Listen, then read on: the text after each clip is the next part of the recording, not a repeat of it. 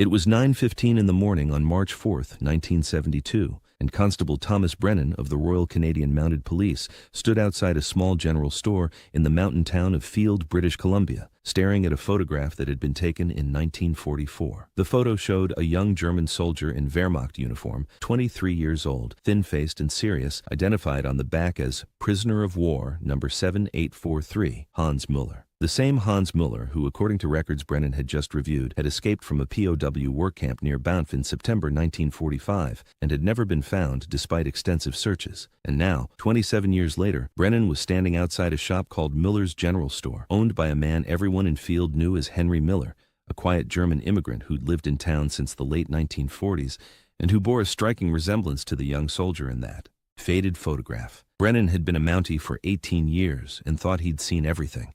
He'd investigated murders and robberies, dealt with smugglers and poachers, handled everything from domestic disputes to wildlife incidents in the mountain parks.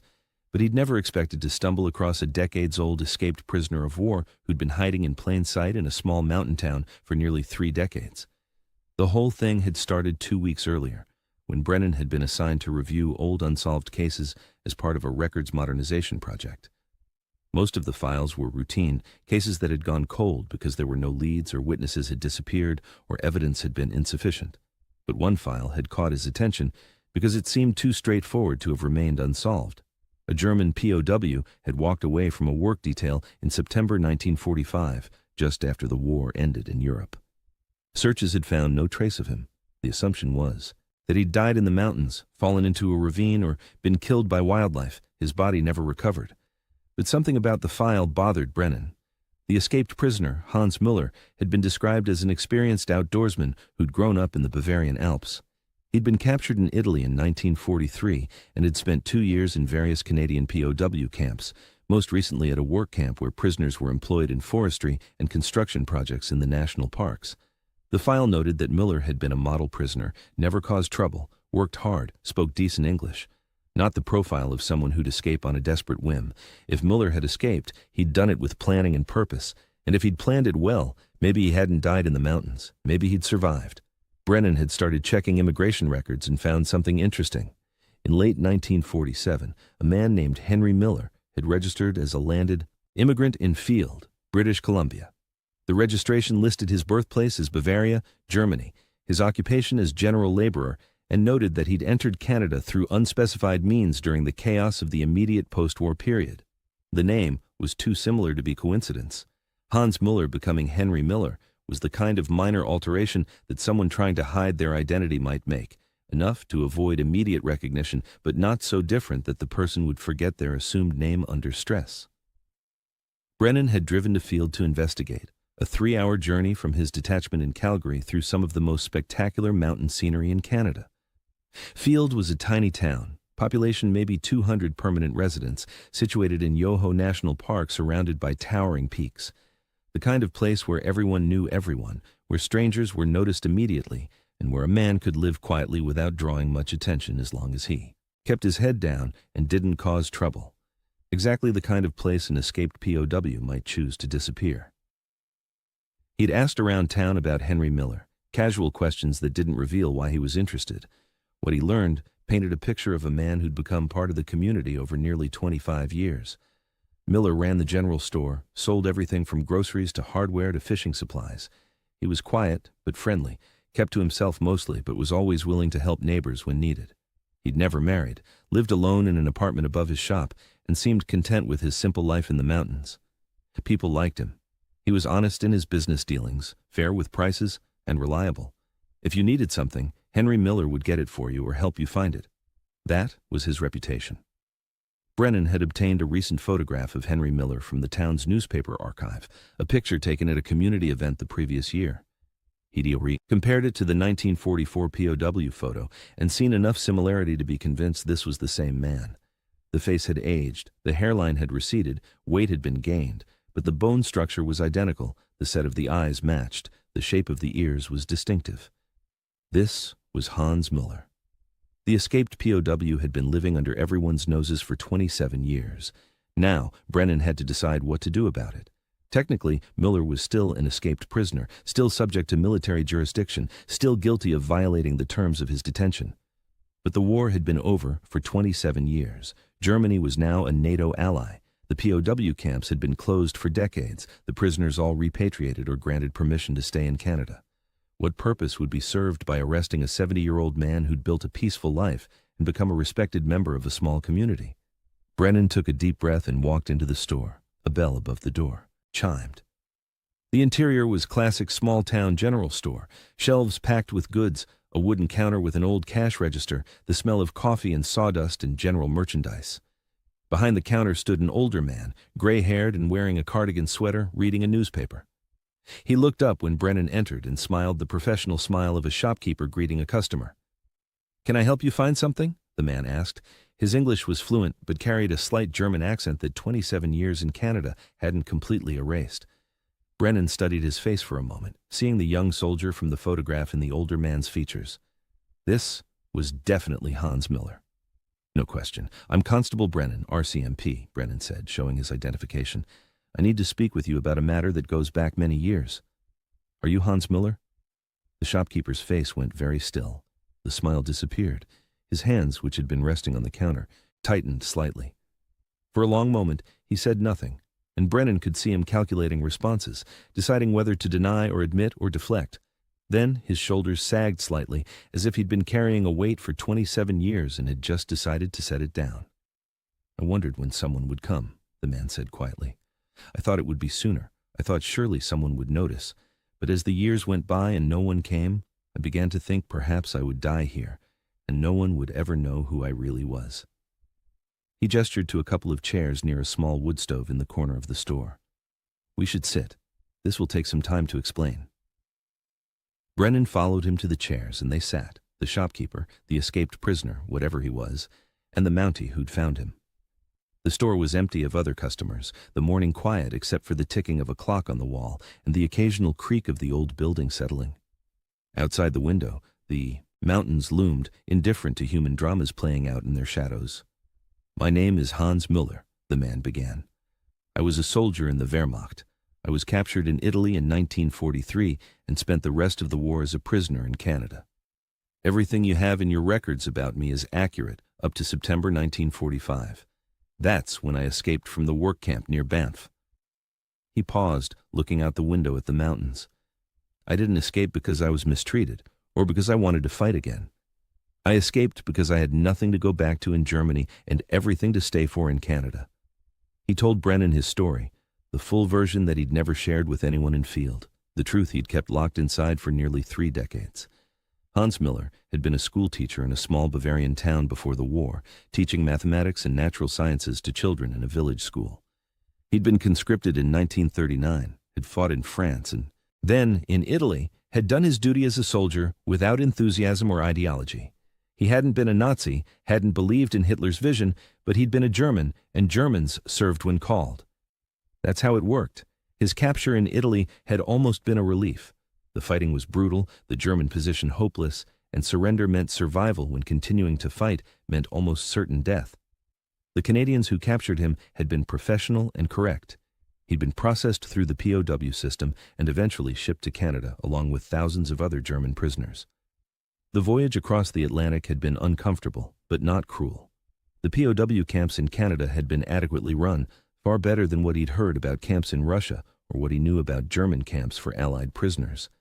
He'd been assigned to various work details, and in 1944 had ended up at a camp near Banff where German POWs were employed in forestry work, cutting timber and clearing brush in the national parks. The work was hard but not unreasonable. The guards were watchful but not brutal. The food was adequate. The accommodations were basic but acceptable. For someone who'd spent time in actual combat, the POW camp was almost peaceful. Müller had worked hard, learned more English, and tried not to think too much about what waited for him back in Germany. Then, in May 1945, the war ended. The prisoners received the news with mixed emotions: relief that the fighting was over, uncertainty about what came next. Initially, everyone assumed they'd be repatriated quickly, sent back to Germany to rebuild their lives. But as weeks turned to months, it became clear that repatriation would be slow. Germany was occupied, divided, in chaos. Transportation was limited. The Allies had millions of displaced persons to process. German POWs in Canada were low priority. Miller had written letters home during his time as a POW, but responses had become less frequent as the war progressed and had stopped completely by early 1945. He didn't know if his family had survived the bombing raids that had destroyed so many German cities. His hometown was in Bavaria, which had been heavily bombed by Allied air forces. He had parents, 2 younger sisters, and a woman he'd been engaged to marry before being conscripted. He had no idea if any of them were alive. In August 1945, Muller finally received a response to his letters, a single page from the Red Cross confirming that his family's home had been destroyed in a bombing raid in February 1945. His parents and 1 sister had been killed. His other sister had survived but was displaced, location unknown. His fiancée's family had also been killed, and she died during the Soviet advance into eastern Germany. Everything Muller had known, everyone he'd cared about, was gone. He had nothing to return to. Germany was rubble, his family was dead. His teaching position no longer existed because the school had been destroyed. Meanwhile, Muller had fallen in love with Canada. During his work details in the mountains, he'd discovered landscapes that reminded him of his Bavarian home, but seemed somehow wilder, more pristine, more full of possibility. He'd met Canadian civilians during work projects, had been treated with surprising kindness by people who could easily have hated him as an enemy. He'd learned the language, understood the culture, felt a connection to this place that was stronger than anything, tying him to the devastated country of his birth. So in September 1945, Muller had made his decision.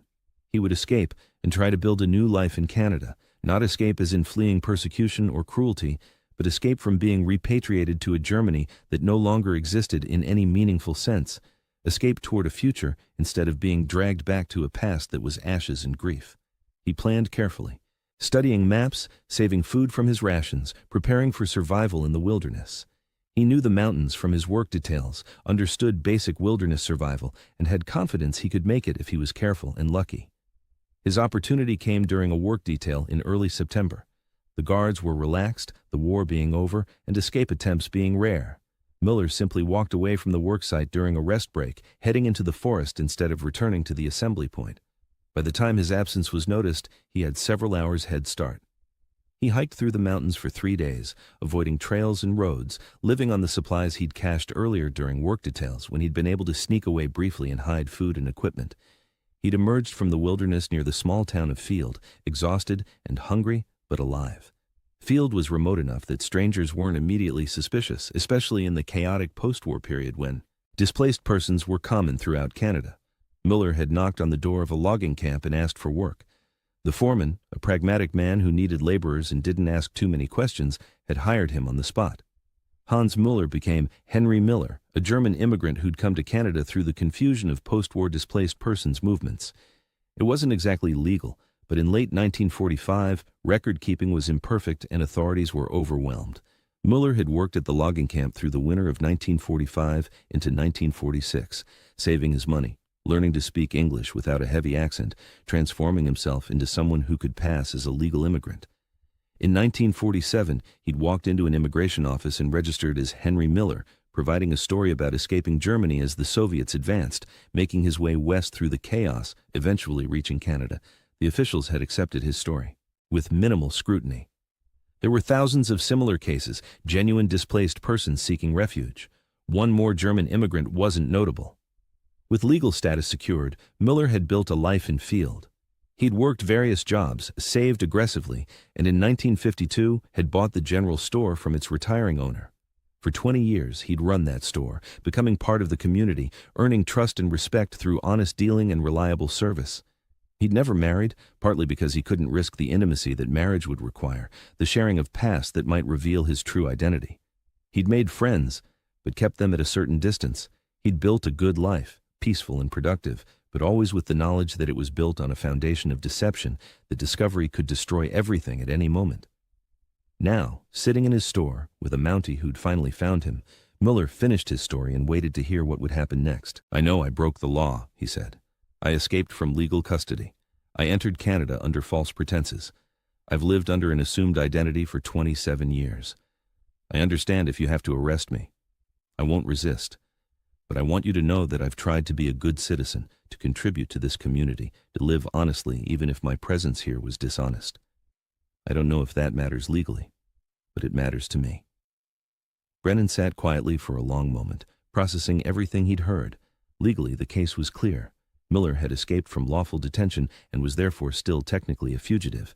But practically, the situation was far more complex.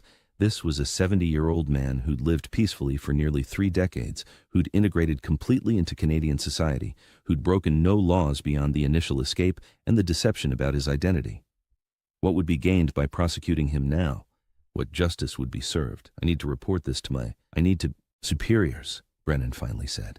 "This isn't a decision I can make on my own, but I'll make sure they understand the full circumstances." He looked at the older man sitting across from him, seeing not a fugitive, but a human being who'd made difficult choices in impossible circumstances. "You understand that you'll probably face charges, that there will be legal consequences?" Mueller nodded. "I've known that for 27 years. I've accepted it. I built this life knowing it could end any day. I just hoped I would have a few more years before it did." He gestured around the store, at the shelves stocked with goods, the counter polished by decades of transactions. "This place, this life, it's been good to me. Better than I deserved, maybe. Better than anything I could have had in Germany." Brennan left the store with Miller's promise that he wouldn't flee, that he'd face whatever legal process followed. Brennan believed him. This was a man who'd spent 27 years in one place, who'd built roots too deep to abandon now. If he'd wanted to run, he would have done it decades ago. Brennan drove back to Calgary and wrote his report, including all the context and circumstances, emphasizing that while Mueller had technically violated the law, he'd done so for understandable reasons and had lived as a model citizen since. The report worked its way up through RCMP channels to Department of Justice officials who consulted with immigration authorities and military records. The case presented an unusual problem. Technically, Mueller could be charged with escape from custody and immigration fraud. But the war had been over for 27 years. The POW system no longer existed. Germany was now a NATO ally. Prosecuting a 70-year-old man for escaping from a POW camp a quarter century earlier would create terrible publicity and serve no obvious purpose. Moreover, the immigration fraud was complicated by the fact that Mueller had effectively been living as a legal resident since 1947, had paid taxes, had contributed to his community, and had done everything a legal immigrant would do except having proper papers initially. Canadian immigration law had provisions for regularizing the status of people who'd entered irregularly but had since established themselves as productive residents. Mueller seemed an ideal candidate for such regularization. It took 3 months for the various departments to decide what to do. During that time, Mueller continued running his store and field, going about his daily routine while waiting to learn his fate. The story hadn't leaked to the media yet, but it was only a matter of time. In small towns, news traveled fast, and people in field were already asking questions about why a Mountie had spent an hour talking to Henry Miller. Finally, in June 1972, Brennan returned to field with documents. He found Miller in his store and handed him an official letter. Miller opened it with shaking hands and read the bureaucratic language that translated to a remarkable decision. The government had decided not to prosecute. Instead, they were offering Mueller the opportunity to regularize his immigration status, to officially become what he'd been pretending to be for 27 years, a legal landed immigrant with the possibility of eventually applying for citizenship. The letter noted that while his initial entry had been irregular, his subsequent conduct had been exemplary, and that prosecuting him would serve no public interest. Miller read the letter 3 times, tears streaming down his face. "I can stay?" he asked Brennan. "This means I can stay? Legally?" Brennan nodded. "You'll need to go through some formalities. Provide complete and truthful information about your background. Probably pay some fines. But yes, you can stay. The government has decided that you've earned the right to be here." Word spread through field quickly once Miller began telling people the truth about his past. The reaction was mixed. Some people were shocked to learn that Quiet Henry Miller was actually Hans Müller, escaped German POW. Some felt betrayed that he'd lied about his identity for decades. But most people, when they heard the full story, understood why he'd done what he'd done and supported the government's decision to let him stay. This was a man they'd known for 25 years. They'd bought groceries from him, chatted with him about weather and fishing, relied on him to keep the store stocked and open. His past didn't change who he'd been to them during all those years. Mueller completed the immigration formalities over the following months. He provided detailed information about his life before and after escape, held nothing back, and paid the required fines. In early 1973, he received official landed immigrant status under his real name.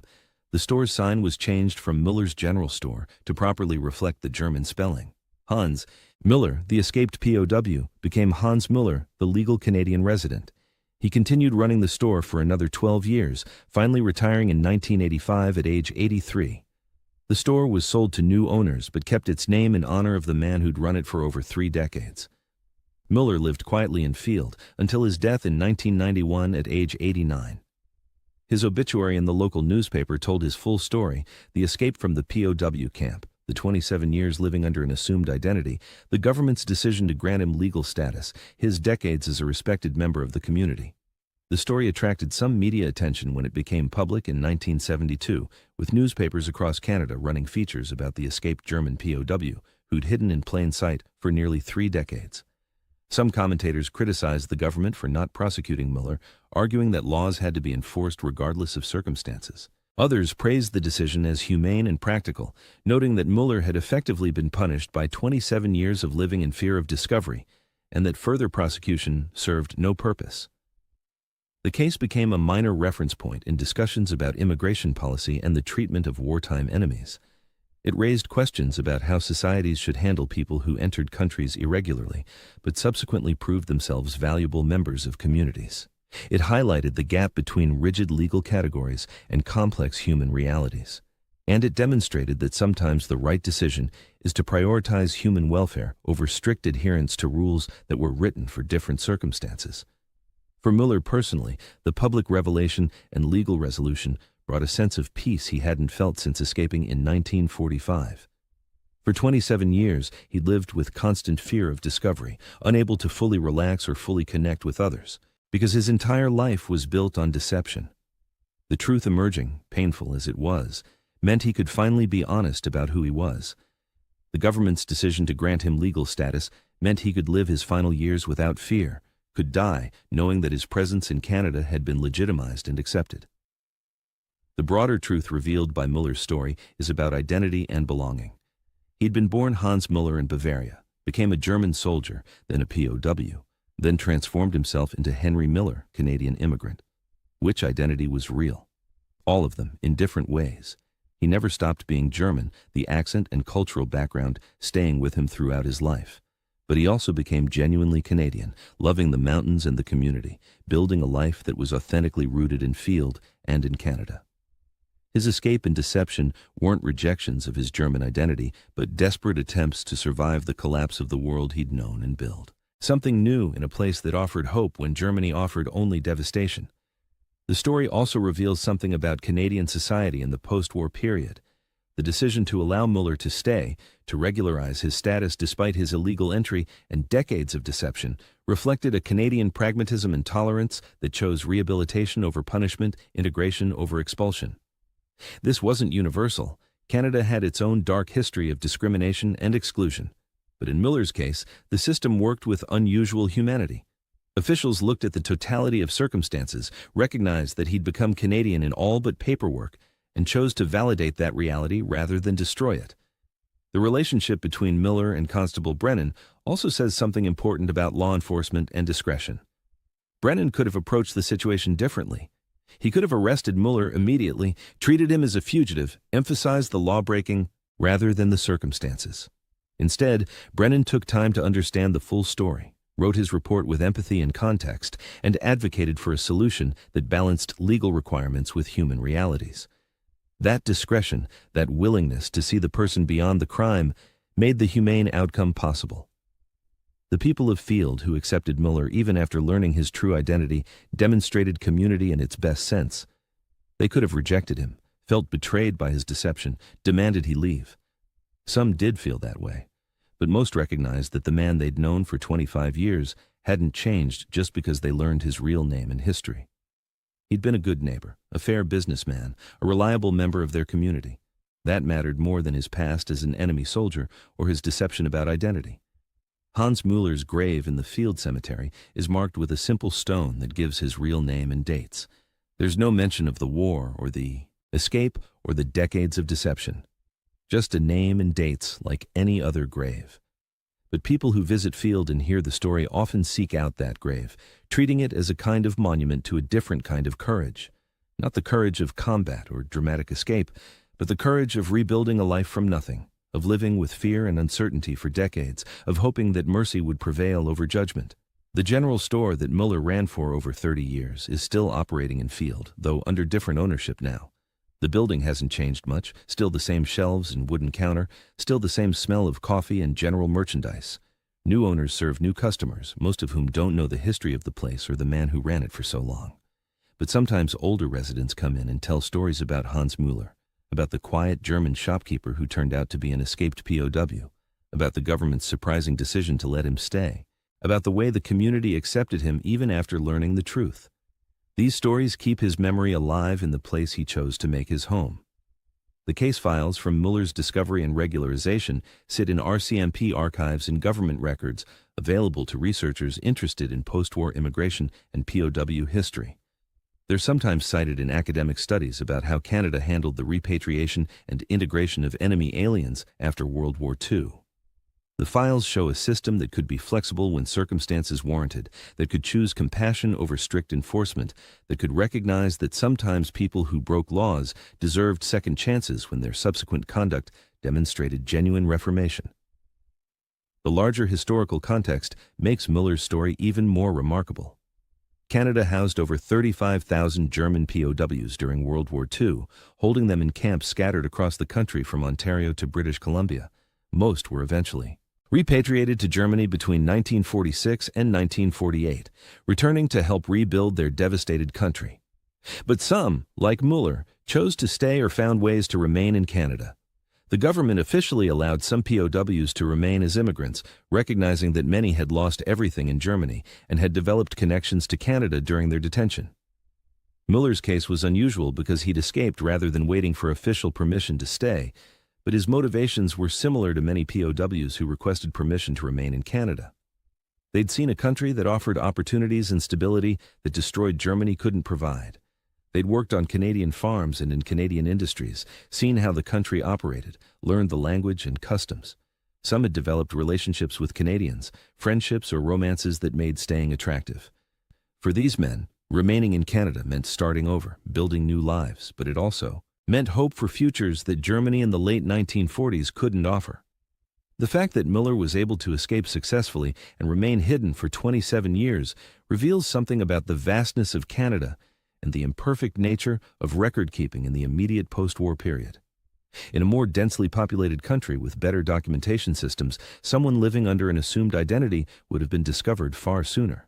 But Canada in the late 1940s was enormous and sparsely populated, with large regions where authorities had limited presence and where communities were accustomed to newcomers arriving without extensive documentation. A man who kept his head down and didn't cause trouble could disappear into the landscape, especially in a remote mountain town where few questions were asked as long as you worked hard and paid your way. Muller's success at maintaining his false identity also depended on the small-town culture of Field. In a big city, anonymity would have been easier, but suspicion might have been greater. In Field, Muller was known to everyone, but that familiarity worked in his favor. Once he'd been accepted as Henry Miller, German immigrant, that identity became fixed in people's minds. They saw what they expected to see, a shopkeeper running his store, a neighbor who kept to himself but was always helpful when needed. The truth was hiding in plain sight, his accent and background consistent with his cover story, nothing about his behavior suggesting he was anything other than what he claimed to be. The story raises interesting questions about identity and nationality. Was Hans Muller still German after living in Canada for 27 years? Was Henry Miller Canadian, even though that identity was technically fraudulent? The answer seems to be that people can be both and neither, that identity is more complex than legal documents suggest. Muller carried his German background with him always, but he also became genuinely Canadian through years of living and working and participating in a Canadian community. His love for the Canadian mountains was real. His connections to Field were authentic. The life he built as Henry Miller wasn't entirely fake, even if the name was. The government's decision not to prosecute Muller can be understood as recognition of this complexity. Officials could see that punishing him would serve no purpose except satisfying rigid adherence to rules that were written for different circumstances. The war was long over. Germany was an ally. Muller had proven himself a productive resident. Deporting him or imprisoning him would destroy a life that had been built with determination and hope, would punish not just the crime of escape, but also the subsequent decades of peaceful contribution. The humane choice was to acknowledge that while he'd broken laws, he'd also earned a place in Canada through his conduct and commitment to his adopted home. Hans Muller died in 1991, having lived in Canada for 48 years, more than twice as long as he'd lived in Germany. In those final years, he would sometimes talk about his life, about the choices he'd made, about the fear and hope that had motivated his escape and sustained him through decades of living with false identity. He never expressed regret for escaping or for the deception. "Germany had nothing for me," he would say. "My family was dead. My home was destroyed. Canada gave me a chance to start again. I took that chance, and I'm grateful for it every day." He would acknowledge that he'd broken laws and that there should have been consequences, but he was grateful that those consequences had been tempered with understanding and mercy. His story endures as a reminder that behind immigration statistics and legal categories are human beings making impossible choices in difficult circumstances, that laws exist to serve justice, but justice sometimes requires flexibility rather than rigidity, and that communities can choose inclusion over exclusion, understanding over judgment when they see past categories to recognize shared humanity. The escaped German POW, who became a Canadian shopkeeper, embodied all these truths, lived them for 27 years in fear and another 18 in peace, and left behind a story that challenges us to think carefully about how we respond to people who broke rules for understandable reasons and then proved through their lives that they deserved the second chances they gave themselves.